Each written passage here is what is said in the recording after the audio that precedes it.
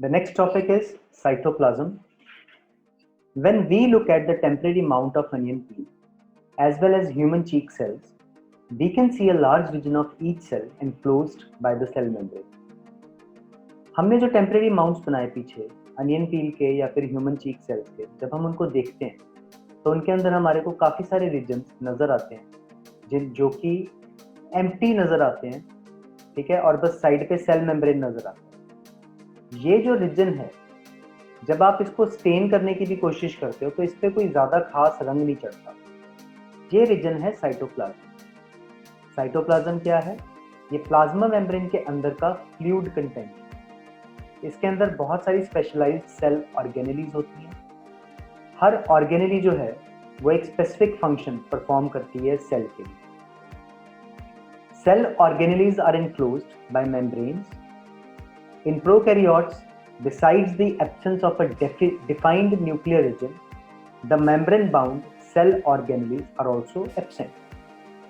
Cell organelles जो हैं वो enclosed होती हैं membrane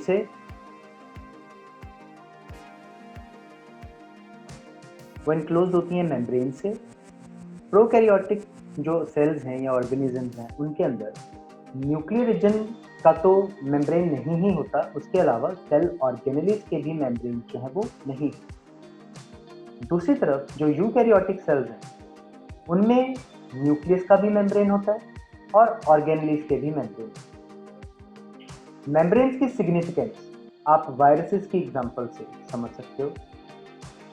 वायरसेस के पास मेम्ब्रेन्स नहीं होते, इसीलिए वो जब तक किसी लिविंग बॉडी के अंदर एंटर नहीं करते उस टाइम तक वो कोई भी जो लाइफ का कैरेक्टरिस्टिक है वो शो नहीं करते, ठीक है। जब वो किसी लिविंग ऑर्गेनिज्म की बॉडी में एंटर कर जाते हैं, वहाँ पहुँचकर फिर वो उस सेल की मशीनरी को यूज़ करके करते हैं, मल्टीप्लाई होकर नंबर में इंक्रीज करते हैं, and then that particular person comes down with a viral infection, right? Cell organelles, हर सेल के अंदर एक मेम्ब्रेन है, मतलब अराउंड, ठीक है, जो कि उसके कंटेंट्स को बाहर के एनवायरनमेंट से सेपरेट रखता है। बड़े बड़े और कॉम्प्लेक्स सेल्स जो हैं, इंक्लूडिंग जो सेल्स मल्टी सेलुलर ऑर्गेनिजम्स से भी के अंदर भी होते हैं, उनमें बहुत सारी केमिकल एक्टिविटी की ज़रूरत होती है ताकि उनका जो कॉम्प्लिकेटेड स्ट्रक्चर और फंक्शन है उसको सपोर्ट कर सके।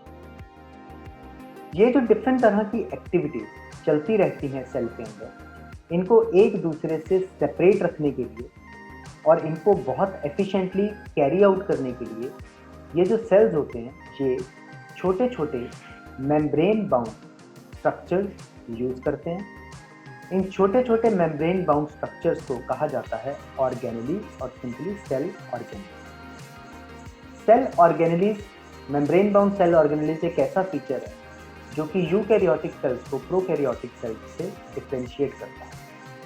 इनमें से कुछ ऑर्गेनेलीज सिर्फ इलेक्ट्रॉन माइक्रोस्कोप के अंदर ही विजिबल होती हैं। जब तक आप उनको इलेक्ट्रॉन माइक्रोस्कोप के अंदर नहीं देखोगे तब तक ये आपको विजिबल नहीं होंगी।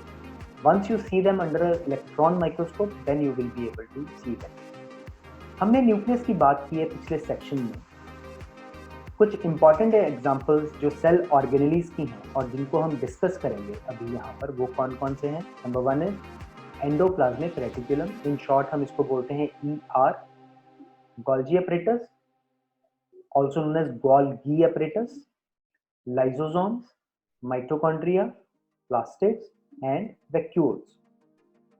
ये इंपॉर्टेंट हैं क्योंकि ये सेल के लिए कुछ बहुत ही क्रूशल फंक्शंस को परफॉर्म करते हैं,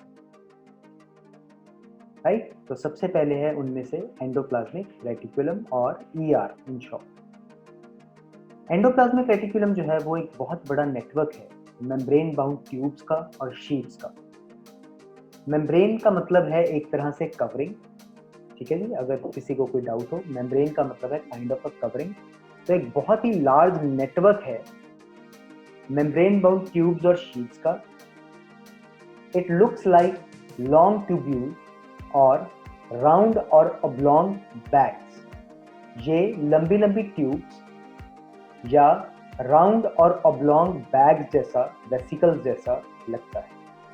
जो एंडोप्लाज्मिक रेटिकुलम का मेम्ब्रेन है it is similar in structure to the plasma membrane. ठीक है जी, ये प्लाज्मा मेम्ब्रेन जैसा ही होता है एंडोप्लाज्मिक रेटिकुलम का स्ट्रक्चर। दो तरह के एंडोप्लाज्मिक रेटिकुलम होते हैं। Number one is rough endoplasmic reticulum और RER in short, rough endoplasmic reticulum, and smooth endoplasmic reticulum, SER। RER जो है वो माइक्रोस्कोप के अंदर देखने पर रफ नजर आता है, and that is why it is called rough endoplasmic reticulum. This is all about its name, why rough. But then the next question is कि रफ क्यों नजर आता है? ये रफ इसलिए नजर आता है क्योंकि इसका जो सरफेस है, इनर सरफेस जो है, वहां पर सिलेंड्रिकल स्ट्रक्चर्स राइबोसोम्स जो होते हैं वो अटैच्ड होते हैं। ठीक है, राइबोसोम्स सभी एक्टिव सेल्स के अंदर प्रेजेंट होते हैं, and they are the sites of protein manufacture. Cell के अंदर जो प्रोटीन्स का मैन्युफैक्चर होता है वो राइबोसोम्स में ही होता है। जो प्रोटीन्स मैन्युफैक्चर होते हैं फिर उनको सेंड कर दिया जाता है डिफरेंट प्लेसेस पर सेल के अंदर, depending on need using the endoplasmic reticulum. किस तरह की जरूरत है, कहां पर उसकी जरूरत है, उस हिसाब से देखते हुए जो प्रोटीन्स रफ एंडोप्लाज्मिक रेटिकुलम में बनते हैं वो पूरे सेल के अंदर फैला दिए जाते हैं, जहां पर उनकी जरूरत होती है वहां पर भेज दिया जाता है। दूसरा है smooth endoplasmic reticulum. Obviously when looked under a microscope it looks smooth, there is no roughness, and that is why it is called smooth endoplasmic reticulum. Smooth endoplasmic reticulum help करता है फैट मॉलिक्यूल्स या lipids के manufacture में।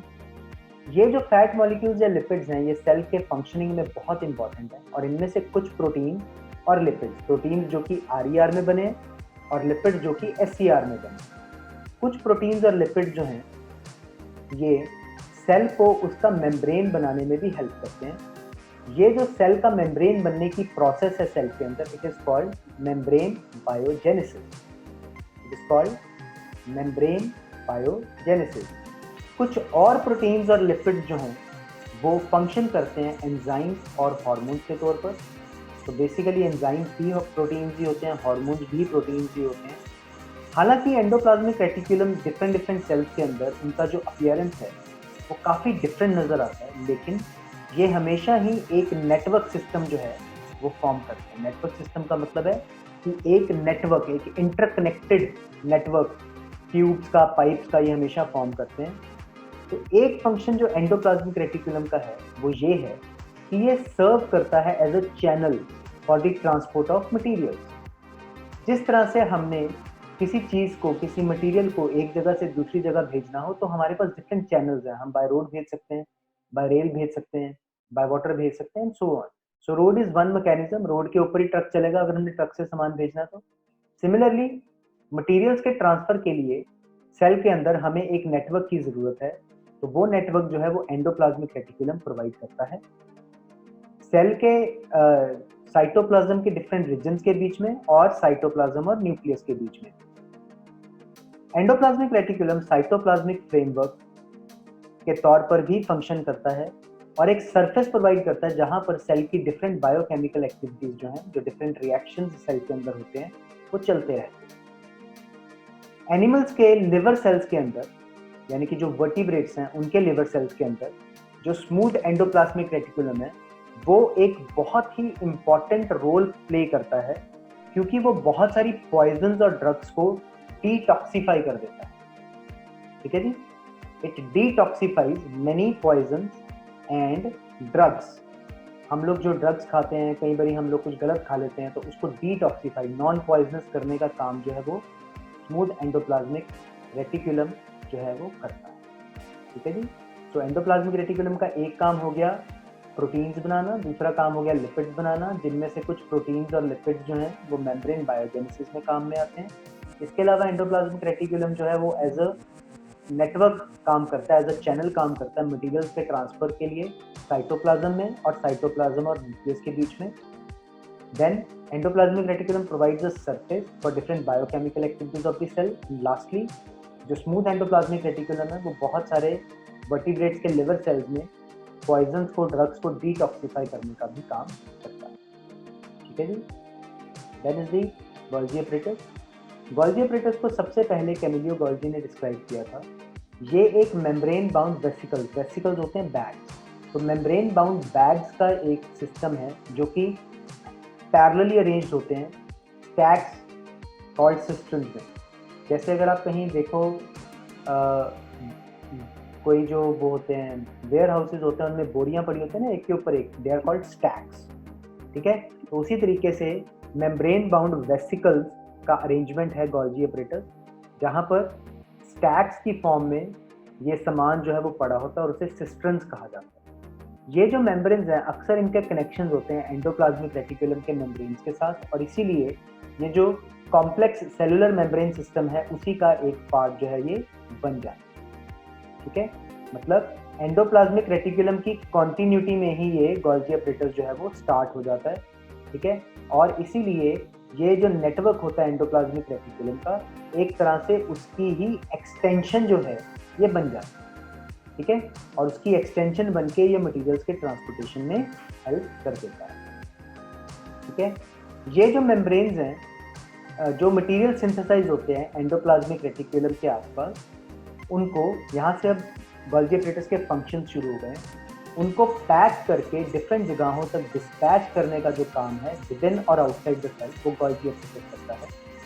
इसके functions में चीज़ों को store करना, उनको मॉडिफाई करना, उनको पैकेज करना बैग में, ये सब कुछ आता है। कुछ केसेस में कॉम्प्लेक्स शुगर्स भी सिंपल शुगर्स से बनती हैं गोल्जी अपरेटस के अंदर, और गोल्जी अपरेटस जो है वो लाइसोसोम्स की मैन्युफैक्चरिंग में भी रोल प्ले करता है। लाइसोसोम्स क्या काम करते हैं वो भी हम लोग आगे पढ़ेंगे। ठीक है जी, दोबारा से इसका फंक्शन समझ लो, मतलब समझ लो। गोल्जी अपरेटस को सबसे पहले कैमिलियो गोल्जी ने डिस्क्राइब किया था, इसीलिए उसके नाम पर इसको गोल्जी अपरेटस कहा जाता है। इसके अंदर एक सिस्टम होता है मेम्ब्रेन बाउंड वेसिकल बैग्स का, जो कि एक के ऊपर एक पैरेलली अरेंज्ड होते हैं स्टैक्स, ढेरियों की फॉर्म में, जिसको सिस्टर्न कहा जाता है। इसके जो मेम्ब्रेन्स हैं उनका एंडोप्लाज्मिक रेटिकुलम के मेम्ब्रेन्स के साथ कनेक्शंस होते हैं, और इस तरीके से ये जो सेल का एक्सटेंसिव मेम्ब्रेनस सिस्टम है उसका एक्सटेंशन बन जाता है। जो मटेरियल्स एंडोप्लाज्मिक रेटिकुलम के आसपास बनते हैं उनको पैक और डिस्पैच करने का काम डिफरेंट टारगेट्स तक, चाहे सेल के अंदर भेजना है चाहे बाहर भेजना है, वो गोल्जी अपरेटस करता है।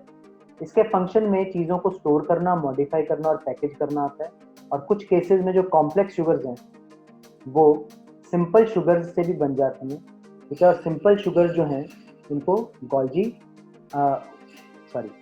जो कॉम्प्लेक्स शुगर्स हैं उनको सिंपल शुगर से बनाने का काम भी गोल्जी अपरेटस करता है। ठीक है, और गोल्जी अपरेटस जो है वो लाइसोसोम्स की फॉर्मेशन में भी इन्वॉल्व होता है। लाइसोसोम्स क्या है? If you have any question kindly hold on to your question, right? I will be taking your questions after discussing them. Lysosomes एक तरह के वेस्ट डिस्पोजल सिस्टम है हमारे सेल्स के अंदर। ये हेल्प करते हैं किसी भी फॉरेन मटेरियल को डाइजेस्ट करने में, सेल को अंदर से साफ रखने में। जो सेल ऑर्गेनेलिज खत्म हो चुकी हैं, मर चुकी हैं, उनको वॉर्न आउट करने, उनको ईट करने में, डाइजेस्ट करने। ठीक है, कोई भी फॉरेन मटेरियल जो सेल में एंटर करता है, कोई बैक्टीरिया आ गया फूड के साथ या कुछ भी आ गया, और ऐसे ही जो ओल्ड ऑर्गेनेलिज होती हैं जो मर चुकी हैं, वो अल्टीमेटली लाइसोसोम्स में पहुंच जाती हैं। लाइसोसोम्स के अंदर बहुत ही पावरफुल डाइजेस्टिव एंजाइम्स प्रेजेंट होते हैं। उन डाइजेस्टिव एंजाइम्स की हेल्प से जो लाइसोसोम्स हैं वो इन ओल्ड ऑर्गेनेलिज को, फॉरेन मटेरियल को, सबको डाइजेस्ट कर देते हैं, ब्रेक डाउन कर देते हैं, और सेल को साफ सुथरा स्वस्थ रखने में रोल प्ले करते हैं। कई बार जब सेल के मेटाबॉलिज्म में भी कोई डिस्टर्बेंस आ जाती है, मान लो सेल जो है वो डैमेज हो जाता है, उस टाइम पे लाइसोसोम फट जाते हैं, उसके जो डाइजेस्टिव एंजाइम्स हैं वो पूरे सेल में फैल जाएंगे, और पूरे सेल में फैल के वो उसी सेल को डाइजेस्ट कर जाएंगे जिसके अंदर वो लाइसोसोम एक्चुअली प्रेजेंट था। क्योंकि लाइसोसोम उसी सेल को मारने का काम भी करता है जिसके अंदर वो प्रेजेंट होता है, इसीलिए उसे सेल का सुसाइड बैग भी कहा जाता है। Suicide, as you all know, mean self killing. तो एक तरह से सेल ने अपने सुसाइड का, अपने आप को मारने का सामान अपने अंदर रखा हुआ है, इसीलिए सुसाइड बैग उसे कहा जाता है। स्ट्रक्चरली लाइसोसोम्स जो हैं वो भी मेम्ब्रेन बाउंड बैग्स हैं, सैक्स हैं, जिनके अंदर डाइजेस्टिव एंजाइम भरे होते हैं। ये वो एंजाइम्स हैं जो रफ एंडोप्लाज्मिक रेटिकुलम में बने हैं। Then is mitochondria. माइटोकॉन्ड्रिया को सेल के पावर हाउस कहा जाता है। जो energy different chemical activities of the cell के लिए चाहिए होती है, वो सारी की सारी एनर्जी जो फूड से रिलीज करवानी है ऑक्सीजन की हेल्प से, वो सारी माइटोकॉन्ड्रिया में रिलीज होती है एडिनोसाइन ट्राइफॉस्फेट एटीपी मॉलिक्यूल्स की फॉर्म में। एटीपी को एनर्जी करेंसी कहा जाता है सेल की। रीजन भी, जैसे हमारे पास करेंसी होती है, पैसे होते हैं, नोट्स होते हैं।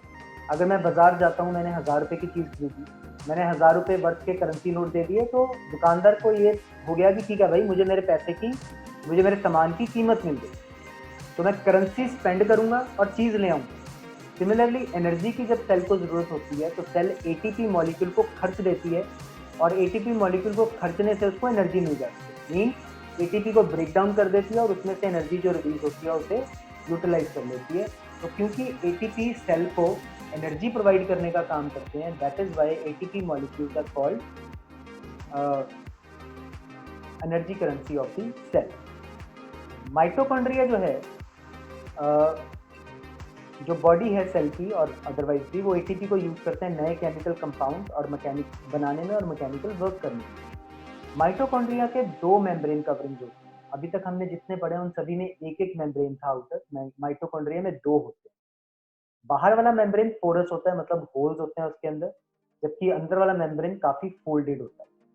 ये जो फोल्ड्स क्रिएट होते हैं, they provide a large surface area for ATP generating chemical reactions. जिन रिएक्शंस में एटीपी जनरेट होना है, उन रिएक्शंस के होने के लिए बहुत लार्ज एरिया जो है वो ये मॉलिक्यूल प्रोवाइड करते हैं। So if I can just give you a rough idea, बाहर वाला जो स्ट्रक्चर होगा इसका, वो ऐसे पोरस होगा होल्स के साथ, ठीक है, बीच बीच में गैप्स होंगे। और अंदर वाला जो एरिया है इसका, वो बहुत फोल्डेड होता है, डीपली फोल्डेड।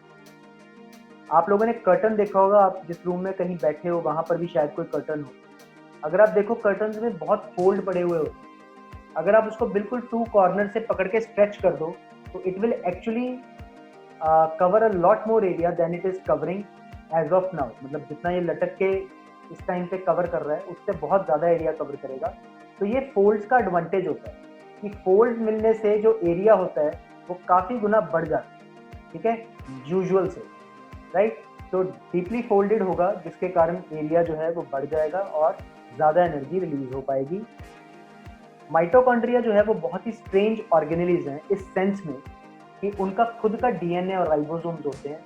क्योंकि उनके खुद के कुछ डीएनए और राइबोसोम्स होते हैं, इसीलिए वो अपने लिए कुछ सेल्स जो हैं वो अपने लिए कुछ प्रोटीन जो हैं वो बना पाते हैं, ठीक है जी। They can make a few proteins for themselves because they contain their own DNA and ribosome.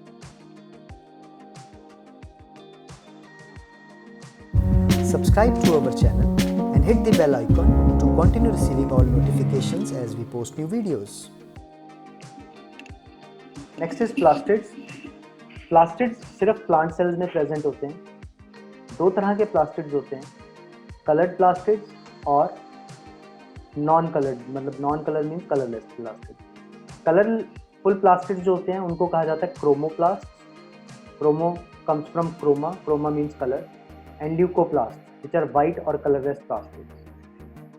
Plastids के अंदर, जिन प्लास्टिड्स के अंदर ग्रीन कलर्ड पिगमेंट क्लोरोफिल होती है, दे आर कॉल्ड क्लोरोप्लास्ट। तो ओवरऑल जब भी हम डिस्कस करते हैं, हम कहते हैं कि प्लास्टिड्स 3 तरह के होते हैं, chromoplast, chloroplast and leucoplast.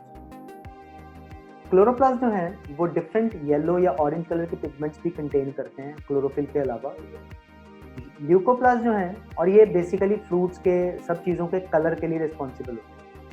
Leucoplast जो है वो प्राइमरीली ऑर्गेनेलिज हैं जिनके अंदर स्टार्च, ऑयल, प्रोटीन ग्रेन्यूल्स वगैरह स्टोर होते हैं। सेल की जो इंटरनल ऑर्गेनाइजेशन है प्लास्टिड्स की, उसके अंदर बहुत सारे मेम्ब्रेनस लेयर्स होते हैं जो कि एक मटेरियल में एम्बेडेड होते हैं। जैसे कि अगर मैं कहूँ एक हलवा बना हुआ है, हलवे में आपने किशमिश, बादाम, ये सब कुछ डाला हुआ है, तो वो किशमिश बादाम जो है हम कहेंगे कि हलवे में एम्बेडेड है, ठीक है।